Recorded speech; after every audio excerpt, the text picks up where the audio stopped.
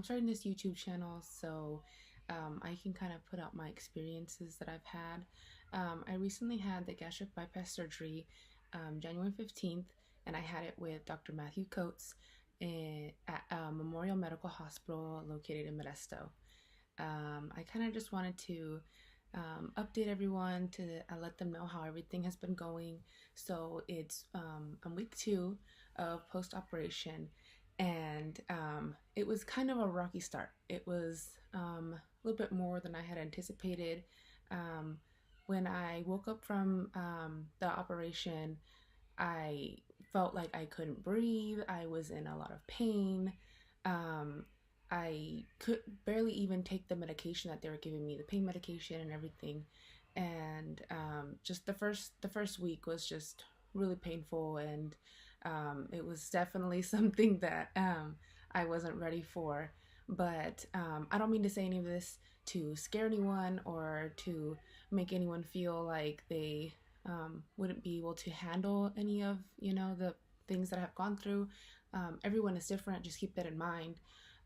My mom had the gastric bypass about 3 years ago, so she's been a really good guideline in helping me how to take it day by day. So they did 5 incisions in my stomach, and what they did was they detached a small part of my stomach and created a small pouch, which would be about the size of an egg or so, about that size.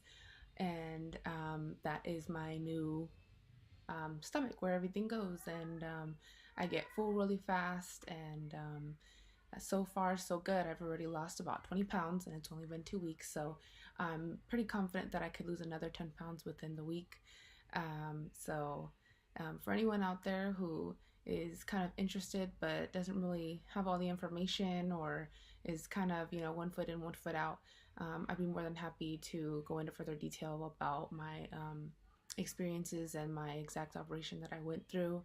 And also keep in mind, for anyone who is possibly looking into getting the gastric bypass surgery, they do mention that you will be having to take vitamins for life. And the vitamins that I'm taking, I'm still, like I said, I'm taking everything day by day. And I have a bucket. I have a bucket of vitamins and pills that I need to take every single day, and every single one of them are crucial, because if you don't take your vitamins, you could get bone deficiency, you can go bald, you can get very sick down the line, and it can be potentially fatal. So for those of you, like I said, who have had it or are looking into it, just keep those things in mind.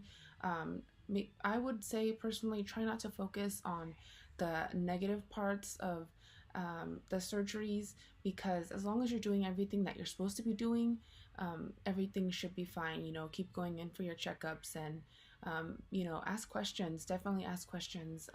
Myself personally, I've been following a lot of other people who have gone through surgeries similar or the same as myself, and it really helps. It really helps because it keeps me motivated. If I have any questions or concerns, I kind of just reach out to anyone that are willing to reply or are willing to kind of take the time out of their day to let me know their experiences and what they kind of feel they did that was good for them. And it, like I said, it really is kind of like a trial and error. And yeah, I'm really excited for everyone who's been kind of keeping up with me, and I really appreciate everyone who has given me a lot of support. And I'm hoping that my Instagram followers that I have will be watching this video, because I'm pretty sure I won't be posting this on Instagram, just so that I can keep having further detail into what I'm doing, just because Instagram doesn't really offer that many minutes, and I don't really want to have people sliding and sliding and sliding, or to even go live. It's like I'd rather just have the few people that are really interested in to hearing what I have to say. They can actually come to YouTube and kind of just hear exactly what I've been going through. And let's see, what else?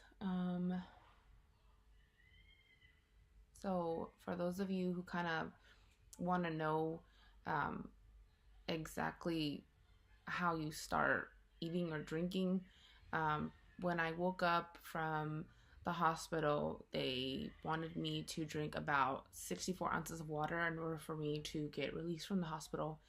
But even just drinking the little medicine cups that they would give me of water, it was like a mission.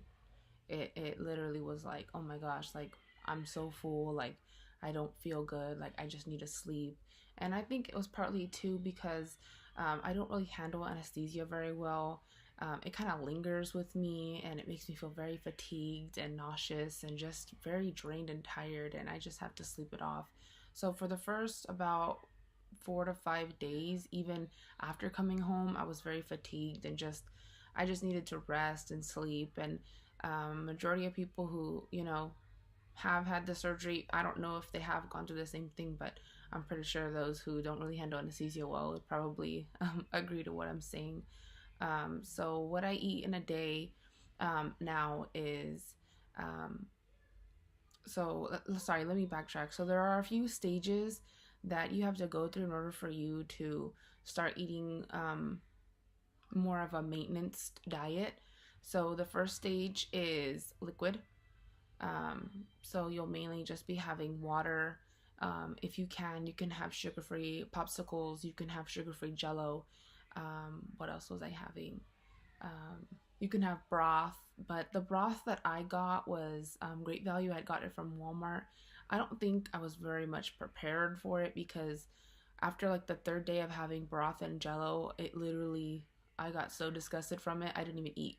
And that's bad too because I could become malnourished. But I kind of just decided to take that risk because I was just so fed up with the smell and with just the same taste on my on my tongue. It wasn't working out for me. So I waited until the following week to where I could start having puree foods, which is just blended. That's all it is. Puree is just blended foods, and it has to be foods that are like really soft. So I tried tuna with a little bit of mayonnaise and green beans, and that was okay. That one actually tasted all right. And then I stuck to my yogurts.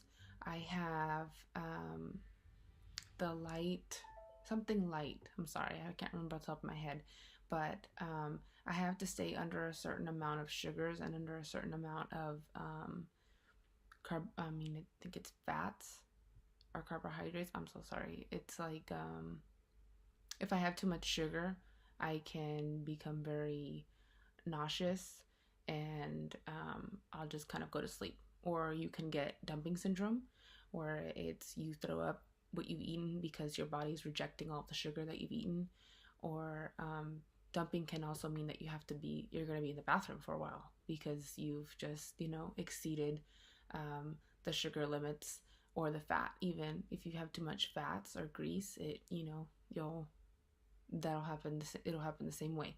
And that's one main thing that I'm trying to avoid because just the thought of it does not sound pretty. Already with a normal stomach, I hated throwing up when I was sick. I mean, I can't even imagine it now having a small pouch. It's like, gosh, I feel like it would be twice as worse.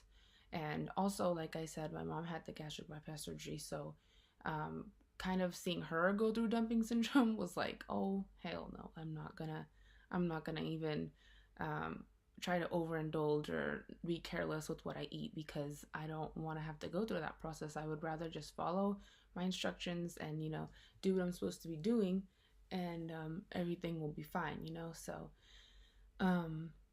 So yeah, that was the second stage, and I went to doctors on Tuesday, and they kind of just followed up with me on my decisions to make sure that there were no infections or to make sure that I wasn't having any abdominal pain and everything was healing correctly. And she cleared me out, and so now I'm on stage 3, which is where I can have soft foods.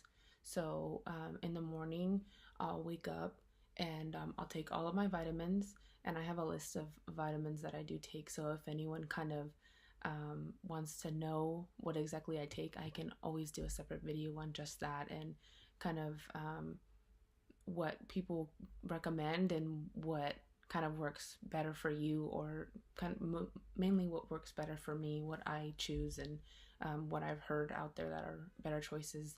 But so in the morning, like I said, I'll take my vitamins, and then I'll go make like an egg and put like some tomato and cheese. And I add avocado just because I know I'm not getting enough protein in. And I'll add a little bit of el pato sauce on it so that it'll have a little bit more flavor in it. And then for like a mid morning snack, I'll have like a sugar free popsicle. And then after that, around lunchtime, I'll have like those Baby Bell little cheeses that they have. Those are really good. I'll have probably like half of that and a slice of like turkey, like from like how you make sandwiches with that kind of turkey, not like the actual like rotisserie chicken or anything like that. And then after that, for like a mid-afternoon snack, I'll have a Premier Protein shake. And then for dinner, I'll just kind of either go back to the egg, or I'll go back to like the cheese and the turkey. And then a little bit before bedtime, I'll have another Premier Protein shake just to try to fit in all those those proteins and things that I need, because after surgery, women are supposed to have about I think it said 60 to about 75 grams of protein, and then men are a little bit higher than that. But yeah, so that's mainly what I try to eat in a day, and I'm trying to fit all those things in. But sometimes either I'll sleep in, or I'll get busy and I'm not hungry, so it's like I don't have that constant reminder of, oh hey, let's go eat. It's mainly sometimes just mentally that I'm like, oh my gosh, like I want that, or I don't think I ate, or what should I be eating even if I'm not hungry? You know what I mean? So it's constant reminder, it's consistency, it's maintaining what kind of guidelines you're setting out for yourself. I've heard that people have gotten apps that can kind of help. I haven't really looked into it. I've just been trying to self-remind myself. And I also been keeping like a food journal to hold myself accountable. And yeah, like I said, for me, it's just I'm going day to day, and I'm just like trial and error, trying to figure out what works best for me.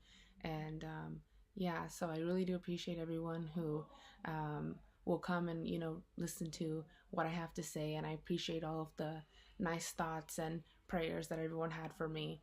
And I look forward to making all the rest of these videos, and keeping you guys up to date on my journey. So see you guys in the next video.